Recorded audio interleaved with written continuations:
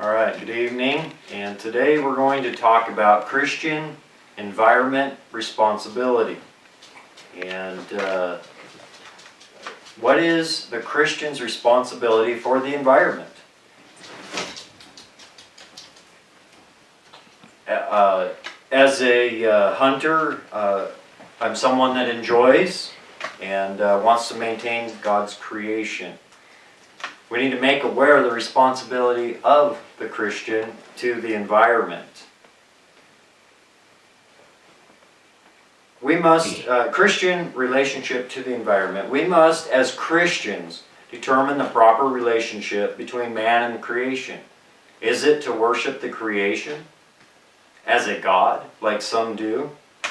You know, there are many out there that would say that they worship Mother Nature, and everything they relate to is they relate it to Mother Nature, and they're making God's creation a god in itself.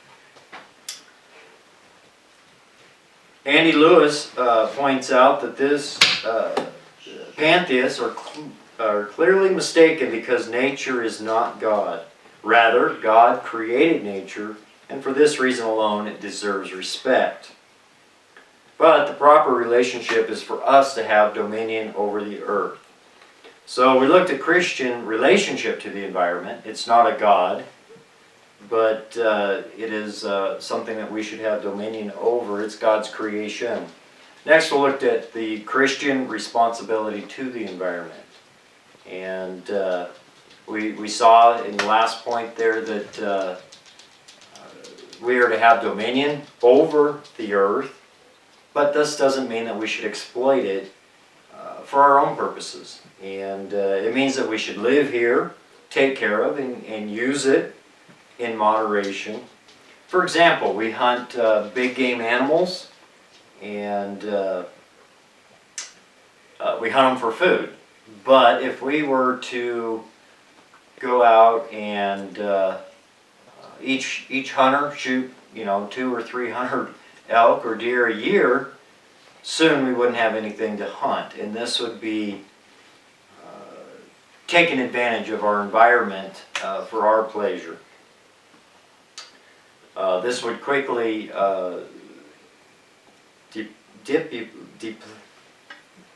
deplete the resource that God has given us and provided for us.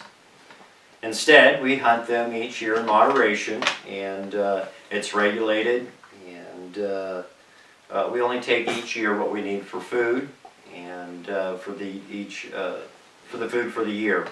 Patrick Dobell says the preservation of what is given in trust demands a recognition of the owner dictates for the resources. We must know the limits and the laws of the world in order to use them wisely.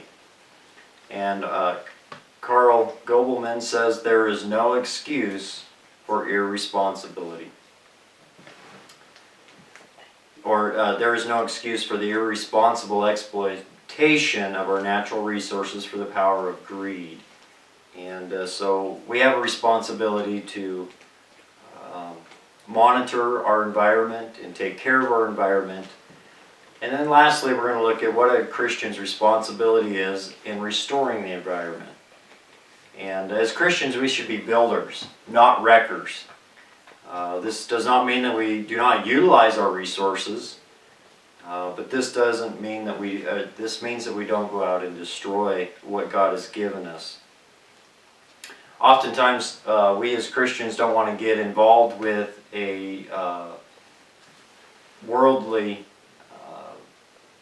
organization that is helping to preserve the natural habitat of the animals because of some of their beliefs.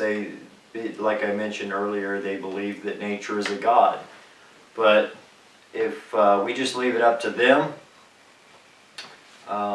they're going to do it their way, and that only makes them stronger. We should get involved and help out and voice our opinion.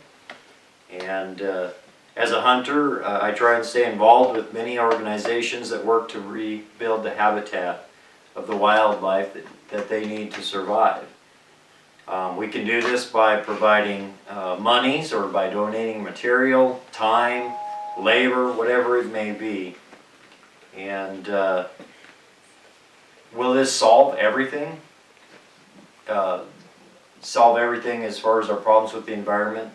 No, and as Andy Lewis points out, that some believe that the most environmental problems stem from the maldistribution of resources. They believe that if others were simply educated on the need to redistribute the resources and care for the environment, all would be better. And this just simply is not true.